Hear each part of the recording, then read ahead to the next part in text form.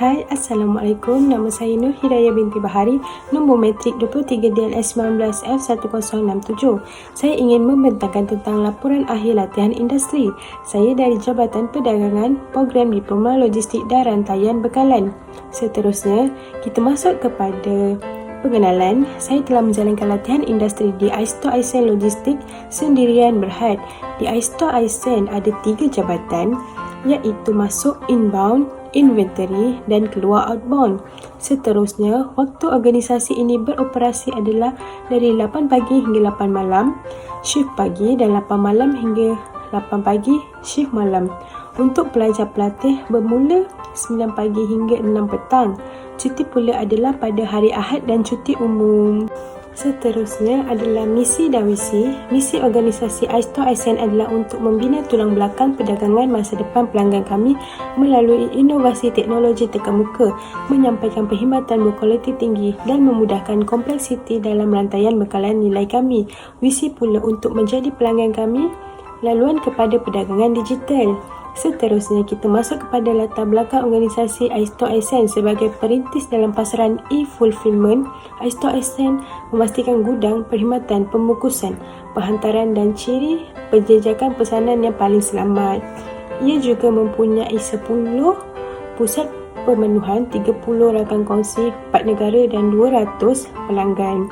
Selain itu, mempunyai cawangan di Singapura, Indonesia dan China, dan menyediakan pemenuhan pesanan yang lancar untuk jenama kecil dan besar.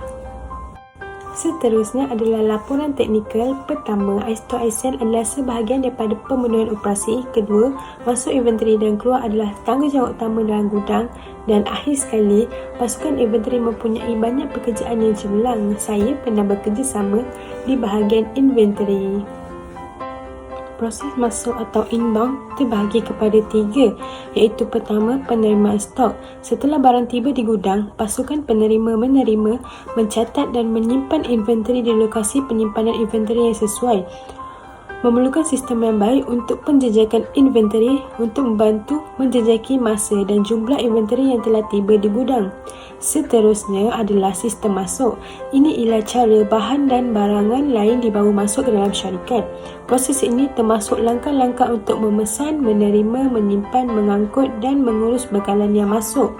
Logistik masuk memfokuskan pada bahagian bekalan persamaan permintaan bekalan.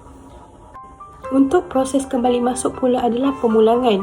Pemulangan ialah proses kitaran pemenuhan terbalik di mana item dipulangkan ke gudang atas pelbagai sebab. Seterusnya, inventory. Inventory adalah proses memesan, menyimpan, menggunakan dan menjual inventory syarikat. Selain itu, aktiviti yang dilakukan ialah membuat lokasi. Peraturan untuk memindahkan item daripada penghantaran yang diterima ke tempat yang betul dalam gudang. Ini memastikan barangan disimpan di lokasi yang betul berdasarkan keperluan keadaan penyimpanannya.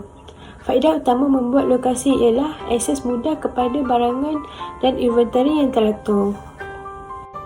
Di samping itu, batch move dan move inventory, kedua-dua aktiviti ini dilakukan untuk memindahkan sesuatu item atau barangan dari lokasi lama ke lokasi baharu. Ini merupakan aktiviti penting yang dilakukan di dalam inventory kerana boleh menyebabkan kehilangan barang atau salah letak barang jika tidak dibuat dengan betul. Perbezaan antara kedua-dua aktiviti adalah jika membuat batch move, harus melihat berapa kuantiti yang ada dan jika tepat, masukkan sahaja ke dalam sistem. Tetapi untuk move inventory, jika kuantiti tidak mencukupi, perlu mengubah dari kuantiti yang berada di sistem ke kuantiti yang ada fizikal. Dan akhir sekali dalam inventory adalah kiraan kitaran atau kira stok. Pengiraan kitaran ialah kaedah kawalan inventory yang membolehkan perniagaan menjalankan pengiraan tentang beberapa item di kawasan berbeza dalam gudang tanpa sentiasa menambah keseluruhan inventory. Pengiraan kitaran pada selang masa yang tetap adalah kurang mengganggu daripada melakukan kiraan fizikal penuh inventory yang selalunya memerlukan penutupan pembuatan, penghantaran atau bahagian perniagaan yang lain. Aktiviti seterusnya adalah keluar atau outbound. Outbound adalah menghantar produk ke pelanggan atau pelanggan akhir. Untuk picking pula, memilih pesanan hanyalah proses mendapatkan semula item yang sesuai dari gudang untuk pesanan tertentu. Ia adalah peringkat pertama dalam perintah itu proses pemenuhan. Jadi, jika gudang mendapat proses pengambilan pesanan sempurna, mereka akan melangkah lebih dekat untuk memenuhi jangkaan pengguna. Selain itu, pembungkusan. Pesanan ialah proses pembungkusan semua item untuk pesanan ke dalam bekas yang sesuai sebelum menghantarnya kepada pelanggan. Di samping itu, pemantasan. Pemantasan adalah prosedur kritikal kerana ia adalah proses yang mengemas kini maklumat pelanggan. Dengan itu, kita akan mendapat tahu tentang maklumat pelanggan. Dan akhir sekali, manifest merupakan proses terakhir sebelum barang dihantar ke pelanggan. Proses ini juga akan menentukan kurier yang akan digunakan dalam pesanan e-dagang. Kesimpulan adalah banyak pengetahuan dan pengalaman baru yang pelajar terima ketika melakukan kerja di dalam gudang.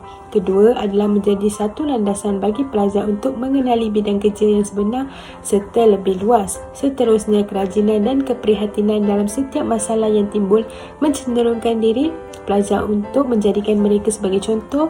Dan akhir sekali, gaya komunikasi yang lebih matang merupakan satu kelebihan yang pelajar peroleh untuk meningkatkan lagi kemahiran komunikasi pelajar.